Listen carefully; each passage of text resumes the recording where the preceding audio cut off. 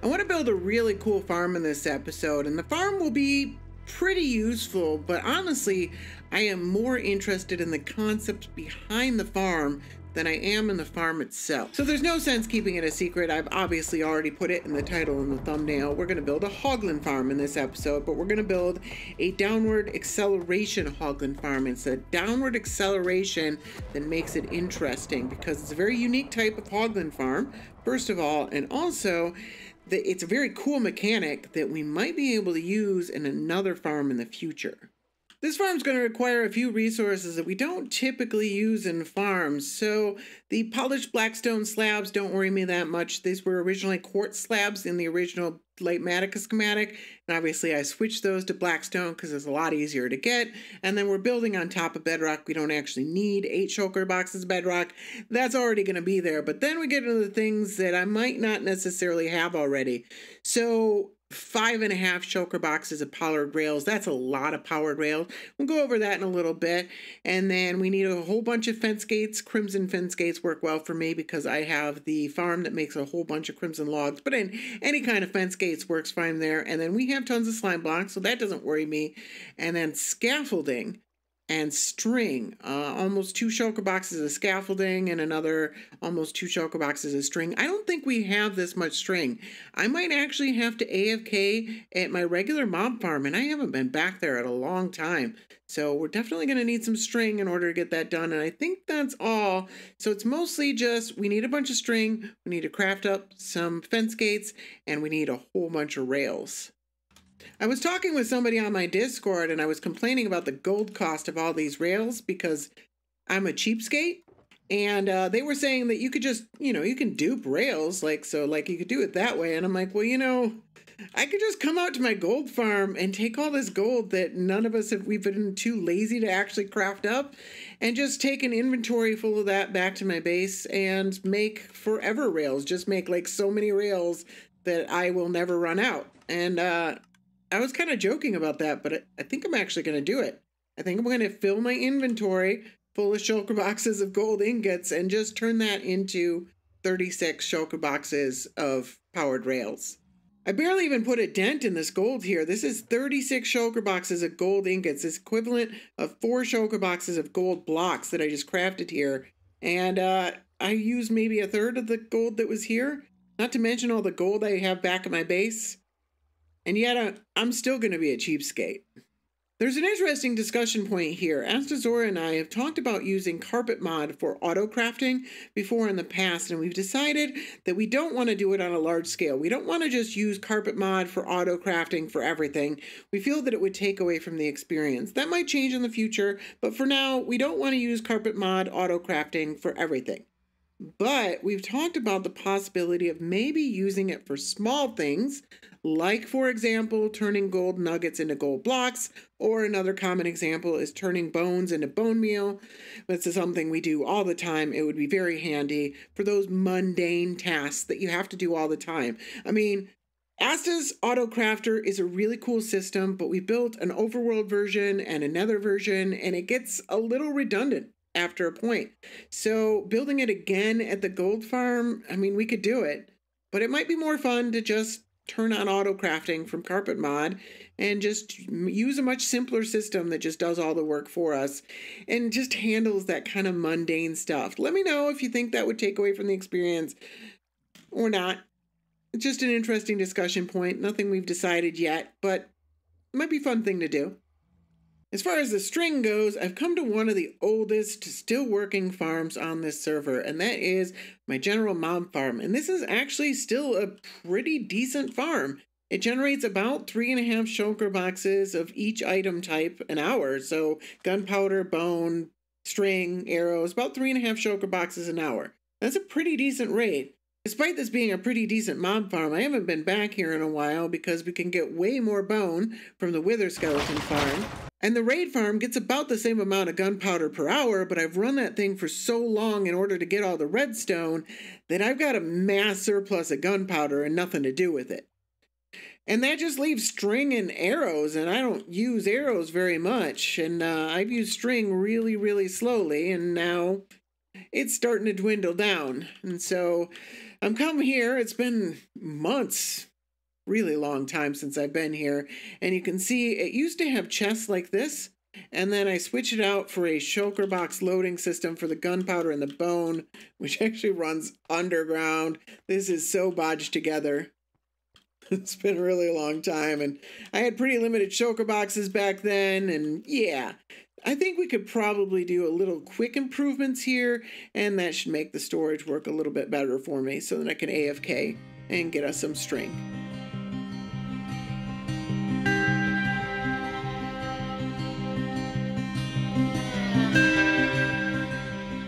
Alright, there we go. Fairly simple changeover. Just swapped everything over for my accessible shulker box loaders. I've used these things for lots of things in the past, and it's a perfect fit for this mob farm, and I've already AFK'd overnight. We've got 20 shulker boxes of string. Apparently the string actually lags behind the other items because the spiders will actually grab onto the edges and they won't let go and they won't fall, and sometimes they'll despawn as a result. So it doesn't generate as much string as everything else, but still 20 shulker boxes of string is nothing to scoff at. And this will last me a good long while. We've also got a ridiculous amount of arrows. This thing actually ran out of shulker boxes for arrows. And then also a ton of bone and gunpowder, which I do still use. So I'm definitely not going to scoff at those. But yeah, 20 shulker boxes of string. That should do the trick for a long time. All right, time to get some crafting done. We're going to use my old crafting system here. I have already loaded up all the gold. 36 shulker boxes of gold. Means we need 6 in each of these 6 slots here. Then we need 6 shulker boxes of redstone dust and 6 shulker boxes of sticks. And we are ready to craft 36 shulker boxes of powered rails. And I'm all done crafting. I have crafted up 36 shulker boxes of powered rails. This actually probably will not last me forever. I probably will eventually use these all up. I use rails quite a bit. So I probably will actually go through these. It will take a while, though. It will definitely take a while. But I am using about 6 shulker boxes right away, so I'm already putting a dent in this.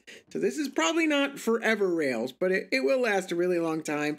And then I also crafted up some extra scaffolding because I use this quite a bit. Got 12 shulker boxes of scaffolding. We only need 2 for this build. And then we've got the crimson trapdoors that we need for the build. So that's everything we need for the build itself. So I guess the next step is we obviously want to build this in a crimson forest, so let's go find a good spot for it. This looks like a pretty good spot here, so let's lay down some rails. And then now that I got the rails set up, now I got to power them. The original schematic for this farm had the redstone blocks that powered these rails inside the bedrock here. And I have no particular interest in breaking that much bedrock for such a mundane thing, so I needed to look for an alternative. I could definitely raise this all up a block so that I could put the redstone blocks under rails, but then I'd have to build a whole platform for those rails, and if there's 5.5 shulker boxes of rails, that means the platform is going to require 5.5 shulker boxes full of material, and an awful lot of those materials are going to be redstone blocks. I could lift up the platform another block so that I could put torches underneath, but then I'd still have to build another large platform, and it takes a lot of work to set up all those torches. So I was asking around in my Discord, and Lolopoke, one of my Discord members, said that if you set up a flying machine that powers rails from both sides of the flying machine, then the rails actually won't realize that they're being depowered as the flying machine flies by. And so I mocked up a little flying machine for that real quick, and that worked wonderfully. And so I improved it to this design here that is capable of powering 4 rails at a time. And then I tiled it and came up with this right here.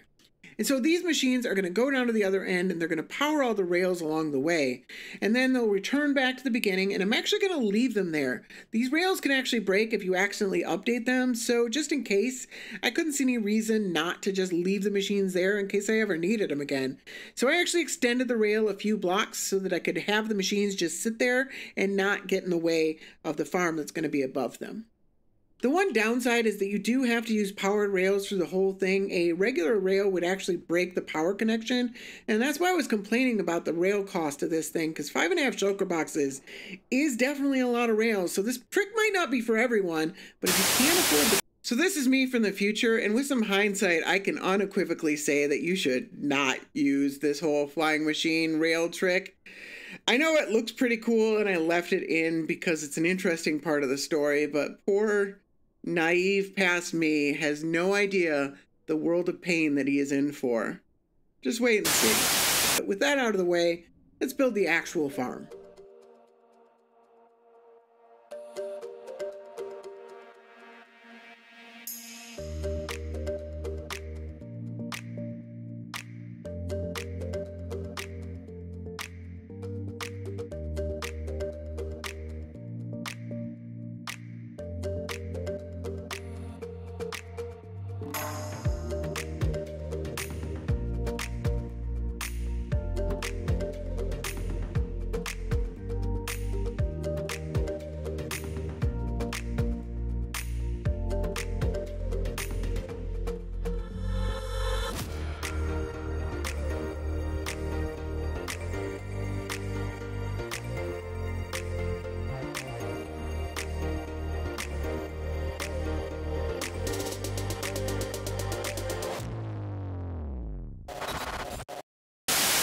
So, I accidentally spilled some lava onto these rails here, and it hard crashed my server.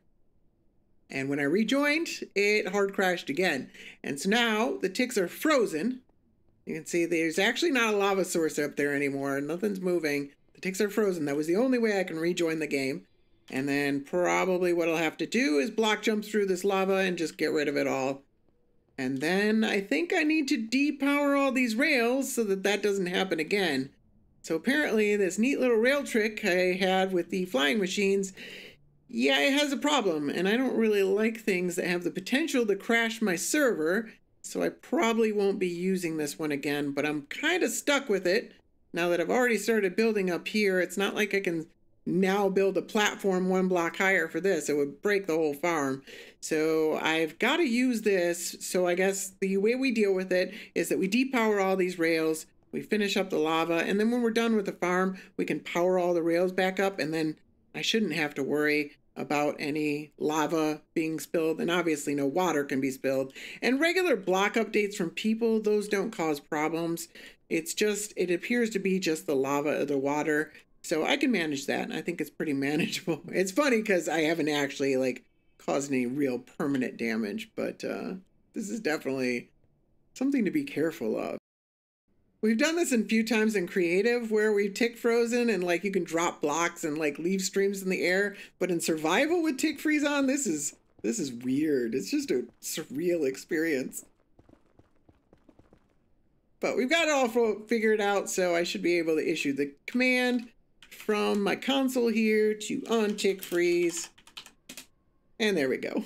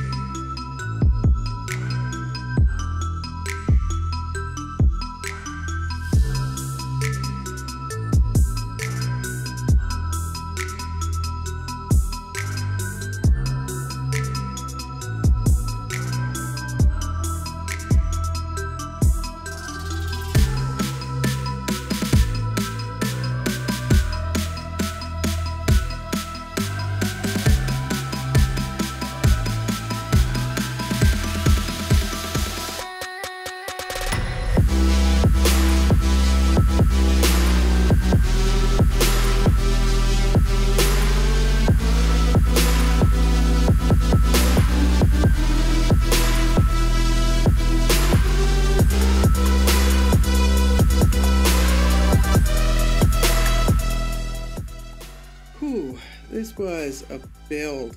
I don't know how I crafted all those crimson trapdoors and didn't think anything of it. That should have been a red flag that this was going to be a very difficult build. Made worse by the fact that we're replacing all those crimson fence gates against nothing. We're just placing them in midair against each other, but that's about it. And then I had to open them all, and then there's a hidden ingredient in this thing that we were going through this ingredient list. It's a little bit further down. 1,024 buckets of lava So this is a farm by Ajvej. I hope I pronounced that close to correctly. It is a downward acceleration Hoglin farm. It's a very cool farm. Go check out the video. It doesn't have nearly as many hits as it deserves. It's a very cool farm. Go check it out. I doubled it. So his farm is 28K. That's 28K items. I doubled it. Mine was like 50, whatever, 56K. It's 48K pork chops. Nobody really cares about the leather, so it's 48K pork chops. That's what this doubled version is. So you can build this for the entire despawn range. So the AFK spot's off here. So you could build this through the entire despawn range, and it would max out at 200K. That'd be the maximum theoretical size for that. There was a brief moment that I thought about doing that. I'm so glad I didn't. I shouldn't have doubled it. I don't know why I doubled it. It's just not necessary. It's a cool farm on its own, and I just didn't realize how big it was already. These spawning platforms are what makes it a downward acceleration farm. It's got these slime platforms. There are tripwires right above them, and as soon as a mob spawns, they get shot upwards, which actually sends them downwards. We've actually got slabs right here, and because Hoglins have a wider than normal hitbox, they'll get pushed up into the slabs, and because of a glitch in the game, that'll actually send them immediately downwards. And as you can see, babies actually aren't affected by that. So on a timer, these pistons will get fired off, and that will send the babies up into the scaffolding, which will make them jump up into the lava, and then they will just die. We don't get anything out of those anyways. But all the adult Hoglins should. Sometimes they'll glitch, and you'll see ones like that don't get trapped, but the rest of them should get shot downwards just about immediately. The main benefit of downward acceleration is that it kills the mobs faster, which should free up the mob cap to allow more mobs to spawn in, which we are running at about the mob cap, so we are getting some sort of a benefit from this type of farm over a more simple shifting floor kind of design, because this could be very comparable to a shifting floor design, except the difference is that this one kills the mobs faster. With a shifting floor design, they would simply fall. With this design, they get shot down at the ground and they die quicker. So the real benefit would be if we had built this at the maximum size to fill up the entire despawn sphere, then we'd clearly get a benefit over using just regular platforms and stuff like that, because we'd be killing the mobs a lot faster. But who really needs that much pork chops? And as I said before, this was a tough build. If you'd have to be a really large server with several people working on a farm like this, if you wanted to get the benefit, and then yeah, you could get just so many pork chops. But I mean, really just the regular size of this would probably do that. It shouldn't be much of a surprise by now that we're using minecarts to collect the items, and then the minecarts are coming into these stations here. The items are getting spat down into this system down here.